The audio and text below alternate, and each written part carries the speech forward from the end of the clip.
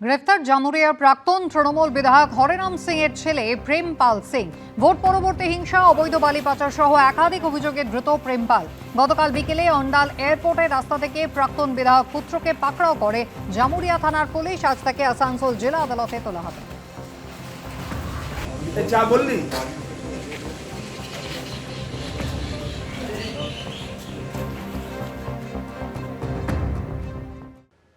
হাবড়া থেকে জঙ্গি সন্দেহে ধৃত রানা রৌফের কাছে মিলল সন্দেহজনক নোটবুক।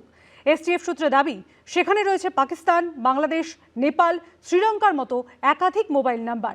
বিদেশ থেকে চলছিল অপারেশন, খতিয়ে দেখছেন তদন্তকারীরা। জঙ্গি হামিম মণ্ডলের গ্রেফতারের রেশ কাটতে না কাটতেই হাবড়া থেকে জঙ্গি সন্দেহে গ্রেফতার করা হয়েছে রানা রৌফ নামে এক পাকিস্তানি নাগরিককে, যার বিরুদ্ধে অভিযোগ উঠেছে এদেশে ঘাঁটি গেড়ে আইএসআই এর চর হিসেবে কাজ করার। এসটিএফ সূত্রে খবর, তদন্তকারীদের স্ক্যানারে এখন ধৃতের থেকে বাজেয়াপ্ত একটি নোটবুক। সেই নোটবুকে পাকিস্তান, নেপাল, শ্রীলঙ্কা ও বাংলাদেশের বিভিন্ন মোবাইল নম্বর লেখা রয়েছে বলে এসটিএফ সূত্রে দাবি করা হয়েছে। প্রশ্ন উঠছে, জঙ্গি সন্দেহে ধৃত রানার নোটবুক থেকে পাওয়া এই নম্বরগুলি কাদের? তবে কি পাকিস্তান, নেপাল, শ্রীলঙ্কা ও বাংলাদেশের মধ্যে একটা নাশকতামূলক নেটওয়ার্ক তৈরির চেষ্টায় ছিল সে? সূত্রের খবর, তদন্তকারীদের স্ক্যানারে রয়েছে এই সমস্ত মোবাইল নম্বর ব্যবহারকারীরাও। ইনফরমেশন আসছে তখন ওয়ার্কআউট করে আমরা একটা লোককে ধরছি, তারপরে নেটওয়ার্ক কীরকম আছে ওইগুলো তদন্ত চলছে। ওইসব বিষয়ে আমরা লক্ষ্য রেখেছি। আমাদের লোক জয়েন্ট ইন্ট্রোগেশন হচ্ছে না, যেটা ওয়েস্ট বেঙ্গল এসটিএফ কাছে, আমাদের লোক সঙ্গে আছে। পাশাপাশি সন্দেহভাজন ওই পাকিস্তানি জঙ্গির সূত্র ধরে রাজ্য পুলিশের এসটিএফের হাতে এসেছে চাঞ্চল্যকর তথ্য। এসটিএফ সূত্রে দাবি, ইতিমধ্যেই রানাকে জিজ্ঞাসাবাদ করে এমন 5 জনের সন্ধান পাওয়া গেছে যাদের সঙ্গে পাক গুপ্তচর সংস্থা আইএসআই এর যোগ রয়েছে বলে জানা যাচ্ছে। এসটিএফ সূত্রে দাবি, তাদের সঙ্গে সন্দেহভাজন পাকিস্তানি জঙ্গি রানা রৌফের নিয়মিত যোগাযোগ ছিল।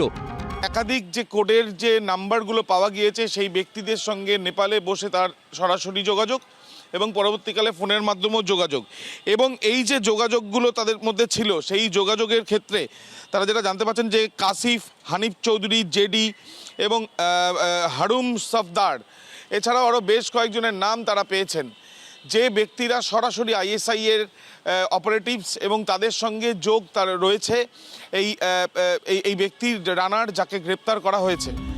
এসটিএফ সূত্রে জানা যাচ্ছে, ভুয়ো ভারতীয় পরিচয়পত্র ব্যবহার করে দেশের বিভিন্ন জায়গায় রেকি করেছিল রানা রৌফ ওরফে ওয়াহাব আলম। এসটিএফ সূত্রে দাবি, সন্দেহভাজন এই পাকিস্তানি জঙ্গি কলকাতার ফোর্ট উইলিয়ামের ম্যাপ, ভিডিও, ছবি জোগাড় করে পাঠিয়েছিল পাকিস্তানের গুপ্তচর সংস্থা আইএসআইকে।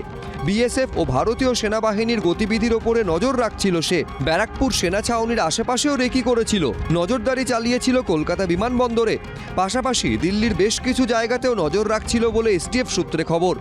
কার সঙ্গে ওর লিঙ্ক ছিল, কীভাবে ছিল, কী আর প্ল্যানিং করছিল, এবং আর অন্য জায়গায় ওর কারা কারা আছে সঙ্গী সাথী, ওইগুলো বিষয়ে আমরা দেখছি।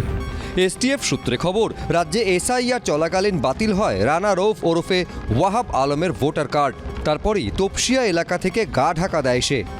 এসটিএফের যারা গোয়েন্দারা তারা জানতে পেরেছেন যে এই যে কার্ড সেগুলো কিন্তু যে বানানো হয়েছিল এখানে, এবং এখানে এসেও রানা রাউফ সে ওয়াহাব নামে এখানে থাকছিল।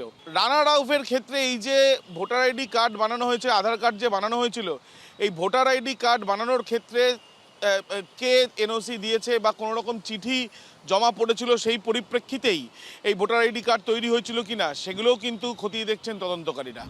এসটিএফ সূত্রে দাবি, সীমান্ত পেরিয়ে বাংলাদেশ হয়ে নেপালে পালিয়ে যাওয়ার প্ল্যান ছিল রানার। সূত্রের খবর, বেনাপোলে তাকে রিসিভ করতে কয়েকজন দাঁড়িয়েও ছিল।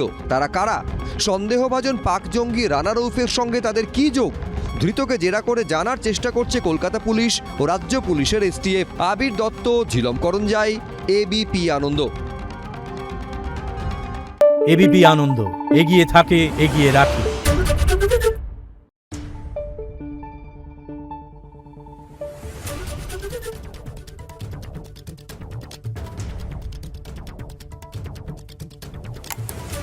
Thank you.